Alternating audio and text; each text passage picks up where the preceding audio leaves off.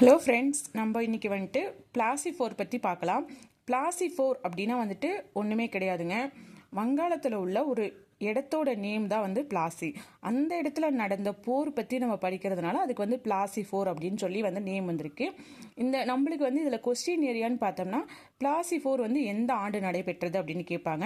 அப்படி பார்க்கும்போது பார்த்தோம்னா 1757 வந்து நடைபெற்றது அப்படிங்கிற மாதிரி நம்மளுக்கு தெரியும்.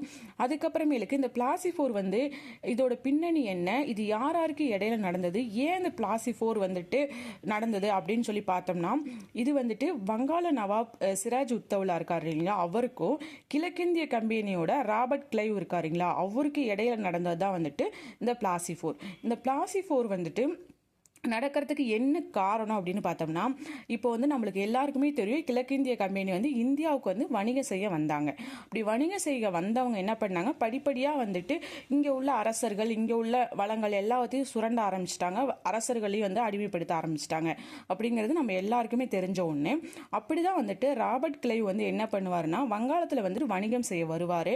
அவர் வந்து என்ன பண்ணுவார்னு பார்த்தோம்னா, ஃபஸ்ட்டு ஆரம்பத்தில் சிராஜ் உத்தவ்லா கிட்ட நான் வந்துட்டு இந்த மாதிரி வணிகம் மட்டும் செஞ்சுக்கிறேன் அப்படிங்கிற மாதிரி தான் பர்மிஷன் வந்து வாங்கியிருப்பாங்க. அதுக்கப்புறமேலுக்கு வந்துட்டு பார்த்தோம்னா, அவர் வந்து நிறைய காரியங்களை வந்து சிராஜ் உத்தவ்லாவுக்கு வந்து அறிவிக்காம நிறைய காரியங்கள் செய்யும் போது வந்துட்டு இது வந்துட்டு என்ன ஆயிரும், சிராஜ் உத்தவ்லாவுக்கு வந்து ஒரு கட்டத்தில் வந்து தெரிய வந்துடும். தெரிய வரும்போது அவர் வந்து ரொம்ப கோவப்பட்டு என்ன பண்ணுவார்னு பார்த்தோம்னா, கல்கத்தா வில்லியம் கோட்டையில் வந்துட்டு 146 அந்த ராபர்ட் கிளைவோட படை வீரர்களை வந்து அடைச்சி வச்சிருவாரு. அவர் ஒரு சின்ன ஒரு அறையில் வந்துட்டு ஒரு ரூமில் வந்து 146 பேரை வந்து படை வீரர்களை வந்து அடைச்சி வச்சிருவாரு. அடைச்சி வச்சுட்டு அடுத்த நாள் காலையில் போய் ஓப்பன் பண்ணி பார்க்கும்போது அதில் 123 பேர் வந்துட்டு இறந்துருப்பாங்க. ஏன் அப்படின்னா வந்துட்டு பார்த்தோம்னா, அது வந்து மூச்சு திணறி அவங்க வந்து அப்படி இறந்துருவாங்க. அதை வந்து இருட்டறை சம்பவம் அப்படின்னு சொல்லி நம்ம வந்து அழைக்கிறோம்.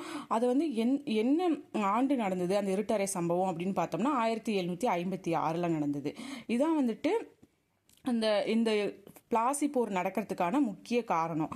அதுக்கப்புறமேலுக்கு வந்துட்டு இந்த பிளாசி போரில் இந்த பிளாசி போரை முடிவுக்கு கொண்டு வர அலிகார் உடன்படிக்கை வந்து நடக்கும். சிராஜ் உத்தவ்லாவுக்கும் ராபர்ட் கிளைவுக்கும் இடையே வந்து அலிகார் உடன்படிக்கை நடக்கும். அது வந்து எந்த ஆண்டு நடைபெற்றுச்சுன்னு பார்த்தோம்னா 1757 பிப்ரவரி 9 வந்து நடைபெறும். ஆனால் வந்துட்டு அதையும் வந்துட்டு ராபர்ட் கிளைவ் வந்துட்டு அக்செப்ட் பண்ண மாட்டாரு. திரும்ப வந்து அவர் வந்து போர் தொடுப்பாரு. போர் தொடுக்கும் போது அவர் வந்து ராபர்ட் கிளைவ் வந்துட்டு ரகசியமாக வந்துட்டு சிராஜ் உத்தவ்லாவோட தளபதி இருப்பார் இல்லைங்களா, மீர் ஜபார், அவர்கிட்ட வந்துட்டு ரகசியமாக வந்துட்டு உதவி கேட்டிருப்பாரு. இந்த மாதிரி நீங்கள் வந்து உங்கள் படைகளை வந்து எனக்கு கொடுங்க, நான் வந்து நான் வங்காளத்தின் நவாப்பா அறிவிக்கிறேன் அப்படின்னு சொல்லி அவர்கிட்ட என்ன பண்ணிடுவாருன்னு பார்த்தோன்னா, அவர் வந்து அந்த பதவி ஆசையை காட்டி மீர் ஜபார்ட்ட வந்து என்ன பண்ணிடுவாரு, ரகசியமா வந்து பேசி வச்சிருவாரு. முன்னாடியே பேசி வச்சுட்டு அவர் வந்து போர் அறிவிப்பாரு. அறிவிக்கும் போது இது வந்து சிராஜ் உத்தவ்லாவுக்கு தெரியாது. அப்போ வந்து சிராஜ் உத்தவ்லாவும் வந்து போருக்கு ரெடி ஆயிடுவாரு, படைகள்லாம் ரெடி பண்ணி. ஆனா போர் நடக்கும் போது என்ன ஆகும் அப்படின்னு பார்த்தோம்னா, சிராஜ் உத்தவ்லாவோட படைகள் எல்லாம் மீர் ஜபாரோட பேச்சை கேட்டுட்டு ராபர்ட் கிளைவுக்கு வந்து சப்போர்ட் பண்ணிடுவாங்க. இப்போ பண்ணும்போது என்ன ஆகும்னு பார்த்தோம்னா, சிராஜ் உத்தவ்லா வந்து இந்த பிளாசி போர்ல வந்து தோத்துருவாரு. தோத்தோடனே அவர் வந்து என்ன ஆயிரும், தோத்து போயிடுவாரு. ஆனால் அதுக்கப்புறமேலுக்கு ராபர்ட் கிளைவ் சொன்னபடியே மீர் ஜபாரை வங்காளத்தின் நவாப்பா வந்து அறிவிச்சிருவாரு. அறிவிச்சதுக்கு அப்புறமேலுக்கு மீர் ஜபாரும் வந்து அறிவிச்சதுக்கு அப்புறமா அவரும் வந்துட்டு நல்ல ஒரு ஆட்சி பண்ணாரு, அவரோட இஷ்டப்படி ஆட்சி பண்ணாரு அப்படின்னு சொல்ல முடியாது. ஏன்னா ராபர்ட் கிளைவ் வந்துட்டு அவர் ஒரு சும்மா ஒரு பதவியில வச்சுட்டு எல்லா கண்ட்ரோலையும் வந்து அவர் ராபர்ட் கிளைவ் தான் வந்து அந்த வங்காளத்தில் வந்து பண்ணிட்டு இருந்தாரு. அதுக்கப்புறம் மீர் ஜபாருக்கு ஒரு மருமகன் இருப்பாரு, மீர் காசிம். ஆனால் மீர் ஜபாருக்கும் மீர் காசிமுக்கும் வந்துட்டு எப்போ பாரு இது நடந்துட்டே இருக்கும், போர் நடந்துட்டே இருக்கும். அவங்க ரெண்டு பேத்துக்குள்ளேயும் ஒத்து போகாது. அதனால வந்து மீர் ஜபார் வந்து வங்காளத்தின் நவாப்பா அறிவிச்ச உடனே மருமகன் மீர் காசிம் என்ன பண்ணுவாருன்னு பார்த்தோம்னா, அயோத்திக்கு வந்து ஓடி போயிடுவாரு. அதுக்கப்புறமேலுக்கு அவர் அயோத்தி ஓடி போயிட்டு அங்க போய் கொஞ்ச நாள் இருந்து அங்க சில படைகள்லாம் திரட்டி சில மன்னர்களோட சப்போர்ட்டோட திரும்ப வந்துட்டு இந்த மீர் ஜபாரை வந்துட்டு போர் புரிவார் அவர் கூட. அதை வந்து நம்ம பக்சார் போர்னு சொல்லுவோம். அதை வந்து நம்ம வரக்கூடிய வீடியோவில் வந்துட்டு பார்க்கலாம். இதுல வந்துட்டு நம்ம கொஸ்டின் ஏரியா அப்படின்னு சொல்லி பார்த்தோம்னா, அந்த பிளாசி போர் எந்த ஆண்டு நடைபெற்றது அப்படிங்கிறது வந்து கேட்பாங்க. 1757 அது வந்து நம்மளுக்கு எல்லாருக்குமே தெரிஞ்ச ஒண்ணு. அது வந்து யாருக்கு இடையில நடைபெற்றது அப்படின்னு பார்த்தோம்னா, சிராஜ் உத்தவ்லாவுக்கும் ராபர்ட் கிளைவுக்கும் இடையில வந்து நடைபெற்றது.